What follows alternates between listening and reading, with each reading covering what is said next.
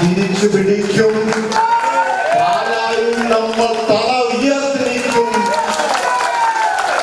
അങ്ങനെയുള്ള ഒരു പോരാട്ടത്തിന് ഈ തുടക്കം ഉജ്ജ്വലമാക്കി മാറ്റിയ എന്റെ പ്രിയപ്പെട്ട നിങ്ങളെ ഓരോരുത്തരെയും ഞാൻ തല കുനിച്ച് അഭിവാദ്യം ചെയ്യുന്നു. എന്റെ ഹൃദയത്തിൽ നിന്ന് ഞാൻ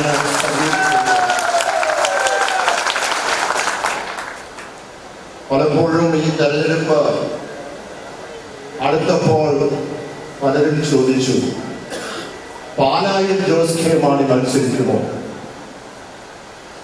മാധ്യമങ്ങൾ ചോദിച്ചു, പാലായിൽ ജോസ് കെ മാണി തന്നെയാണോ? എന്നോട് മാധ്യമങ്ങൾ മാത്രമല്ല, എന്റെ സുഹൃത്തുക്കൾ എന്നോട് ചോദിച്ചു, നിങ്ങൾക്കൊന്ന് മാറ്റി ചിന്തിച്ചുകൂടെ? പലപ്പോഴും പല നിയമസഭാ മണ്ഡലങ്ങളിലും നിങ്ങൾക്ക് 100% ജയിക്കാവുന്ന മണ്ഡലമുണ്ടല്ലോ, ഒന്ന് മാറ്റി ചിന്തിച്ചേ എന്ന് പറഞ്ഞവരുണ്ട്. എന്നോട് സ്നേഹത്തോടു കൂടി ഈ പറഞ്ഞവരും ഉപദേശിച്ചവരും ഒക്കെ ചെയ്തപ്പോഴും ഞാൻ ചിരിച്ചുകൊണ്ട് നിശബ്ദമായിട്ട് നിൽക്കുകയാണ്. അതിനൊരു കാരണമുണ്ട്. ആ കാരണം എൻ്റെ ഉൾക്കാഴ്ചയാണ്.